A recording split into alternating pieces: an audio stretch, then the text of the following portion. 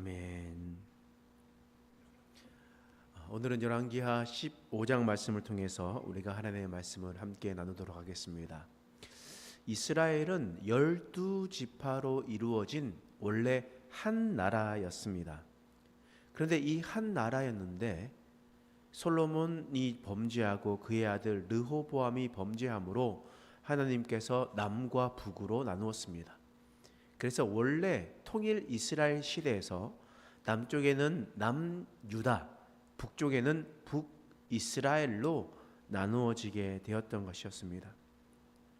하나님께서 이처럼 북이스라엘로 나누어지면서 다윗의 자손이 아닌 여로보암에게, 다시 말해서 느밧의 아들 여로보암에게 북이스라엘 주신 이유가 분명히 있습니다.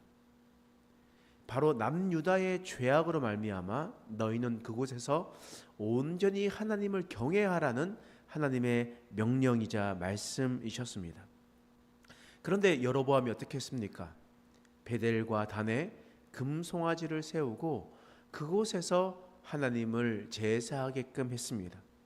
택하신 곳에서 예배하라 분명히 하나님께서 말씀하셨는데 그 말씀을 저버렸습니다. 이후로 느밧의 아들 여로보암 이후로 모든 왕들은 이 여로보암의 행위대로 범죄하며 하나님께 나아갔습니다. 하나님께서 여러 가지 방법으로 하나님께서 기회를 주셨습니다. 오래 참으시기도 했습니다. 선지자들을 보내서 꾸짖기도 했습니다.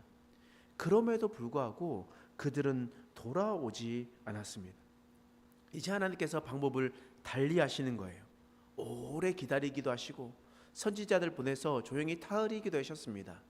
그런데 그렇게 되지 않자 오늘 말씀 8절 말씀 한번 읽어보겠습니다.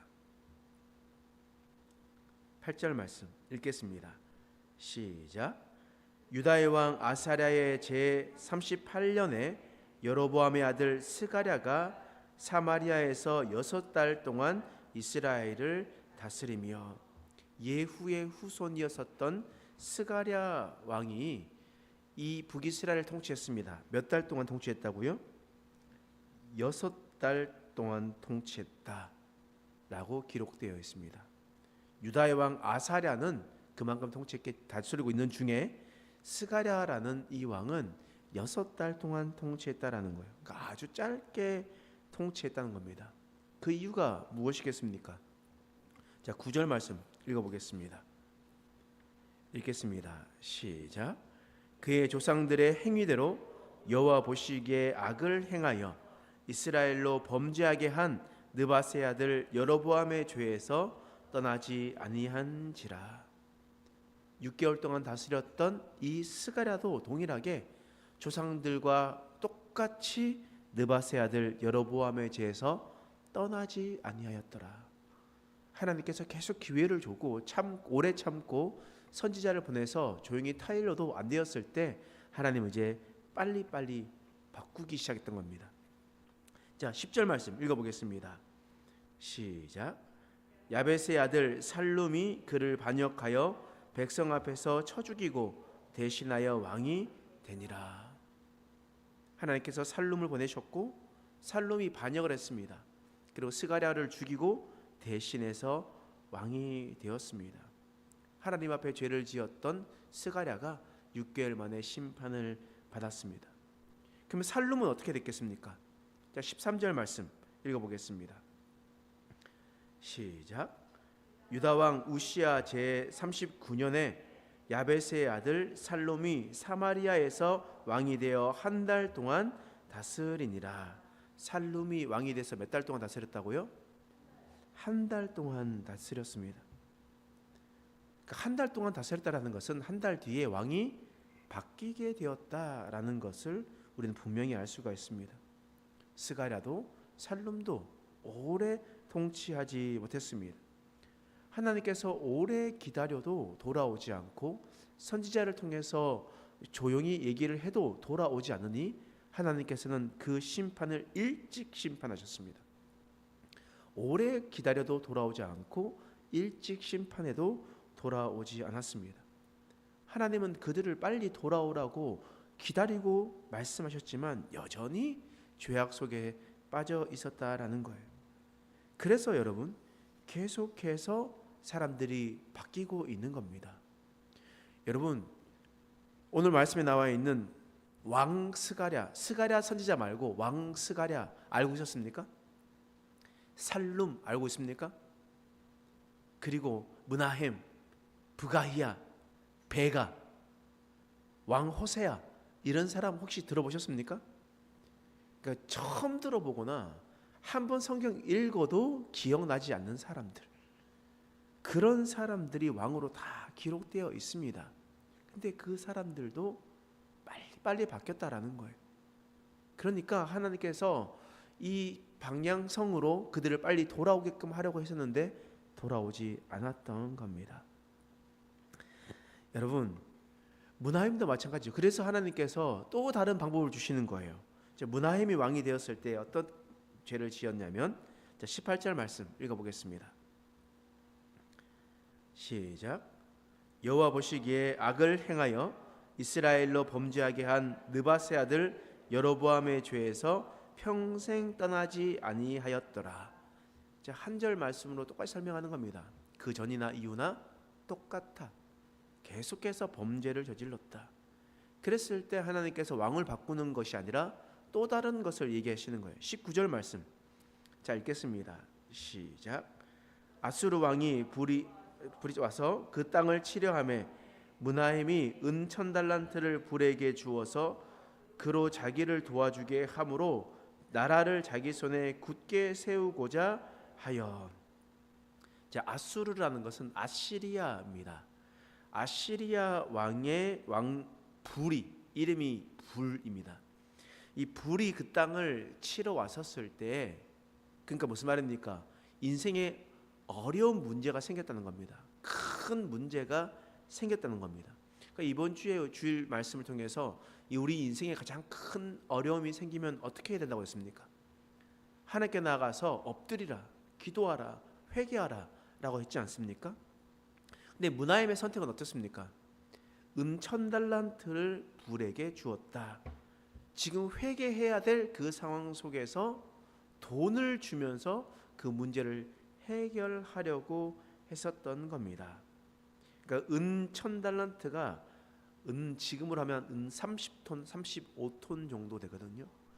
은 30톤에 35톤 정도 되고, 그때 은으로 또한 사람들에게 그 일일 노동자 값으로 주었으니까 그것을 지금의 시세로 환산해서 지금의 은 30톤이 아닌 이게 아니라 그 당시에 사용되었던 화폐 가치와 지금의 화폐 가치로 해서 하루 일당 10만 원으로 환산해서 계산을 해보면 한 2조 4천억 정도를 불에게 주었다 라고 우리는 생각할 수가 있습니다.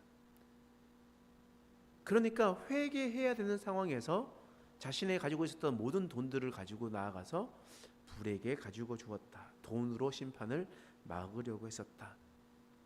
그런데 그 심판이 돈으로 막아집니까? 이제 이 므나헴과 베가 이후에 호세 왕이 됐는데, 이렇게 하나님께서 오래 기다려도 돌아오지 않고 선지자들을 보내도 돌아오지 않고 빨리 바꿔도 돌아오지 않고 이웃 나라를 통해서 심판의 메시지를 줬음에도 회개하지 않고 이렇게 하고 있는 자들을 어떻게 하겠습니까? 완전히 심판하시겠죠. 이제 방법이 없는 겁니다. 방법이 없기 때문에 이제 우리가 지나면 그 다음 왕, 마지막 이스라엘의 마지막 왕 호세아 때 바로 이 북이스라엘이 완전히 멸망당하는 일이 일어났던 겁니다. 여러분, 만약에 호세아 때라도 하나님 앞에 회개하고 돌이켰으면 호세아 때 심판받겠습니까? 하나님은요, 약속을 반드시 지키시는데 약속을 안 지키실 때가 있어요. 유일하게 안 지키실 때가 있어요. 그게 뭔지 아십니까? 심판한다고 말씀하셨는데 사람들이 회개하고 돌아오면요, 그 심판, 그 언약, 약속을 바꾸세요. 우리는요, 끝까지 심판하려고 하겠지만 하나님은 그렇지 않습니다. 회개하고 돌아오는 자들을 하나님께서는 용서하시고 심판을 유보하세요. 그런데 이 다음 호세아 왕 때에 심판을 당했다라는 것은 호세아도 마찬가지로 돌이키지 않았다. 그래서 하나님께서 그 말씀하셨던 심판이 완전히 이루어지게 되었던 것입니다. 오늘 말씀을 통해서 우리는 분명히 알 수가 있습니다. 지금까지 우리가 열왕기 하에 있는 말씀을 쭉 살펴보면서 가장 많이 나왔던 사람들은 북이스라엘 왕의 이야기였습니다. 왜냐하면 북이스라엘 왕들이 하나님 앞에 너무나 많은 죄악들을 저질렀기 때문입니다. 그래서 하나님께서 그들을 불쌍히 여기셔서 그들을 돌아오라고 오래 참으시고 선지자를 보내고, 그리고 또 그들에게 짧게 바꾸시면서 또 이방 나라를 불렀음에도 불구하고 그들은 돌이키지 않았습니다. 우리의 인생도 혹 이렇지 않은지 돌아봐야 됩니다. 하나님께서 우리 인생 가운데 수많은 경고의 메시지를 우리에게 주었음에도 불구하고 내가 그것을 묵살하고 살아가고 있지 않았는지, 내가 끝까지 회개하지 않고 돌이키지 않아서 그 심판의 칼날이 우리의 목에 다가오지 않았는지, 우리가 이것을 잘 기억하고 혹 우리가 하나님 앞에 회개할 일이 있다면 하나님 앞에 회개하시고 하나님께 돌이켜서 하나님 앞에 용서받는 저와 여러분 되시길 간절히 축원합니다. 기도하겠습니다. 하나님, 오늘 말씀을 통해서 우리를 깨닫게 하시니 감사합니다. 하나님은 북이스라엘을 하나님께로 돌이키기 위해서 수많은 방법들을 취하셨습니다. 그럼에도 불구하고 그들은 끝까지 여전히 하나님 앞에 그 죄에서 떠나지 아니하였습니다. 하나님, 우리가 두렵고 떨리는 마음으로 살아가게 하여 주시옵소서. 이제 하나님을 경외하고 하나님의 온전하신 뜻을 살아가 그 믿음으로 살아가는 우리들의 인생이 되게 하여 주시옵소서. 감사드리며 예수님의 이름으로 간절히 기도드립니다. 아멘.